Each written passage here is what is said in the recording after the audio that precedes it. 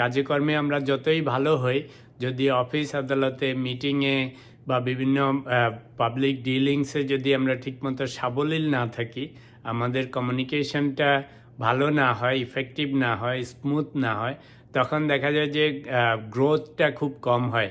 দেখবেন অনেক লোকজন আছে কাজে কর্মে অত ভালো না, কিন্তু ওদের কমিউনিকেশন খুব ভালো, সব মানুষের সাথে হাসি খুশি সুন্দর করে সাবলীলভাবে কথা বলতে পারে, এদের অনেক উন্নতি হয়। পার্সোনাল লাইফে, প্রফেশনাল লাইফে যদি সাংঘাতিক গ্রোথ হতে হয়, আপনাকে সাবলীল হইতে হবে। কমিউনিকেশন, ইফেক্টিভ কমিউনিকেশনে আপনাকে সাবলীল হইতে হবে এবং সেটা করার জন্য প্র্যাকটিস করতে হবে। তবে একটা সাজেশন হচ্ছে, যদি আপনারা ইন্টারেস্টেড হন, ডেল কার্নেগির একটা বই আছে, দি আর্ট অফ পাবলিক স্পিকিং, এটা পড়তে পারে। দ্যাট উইল হেল্প যে how to improve your communication skills.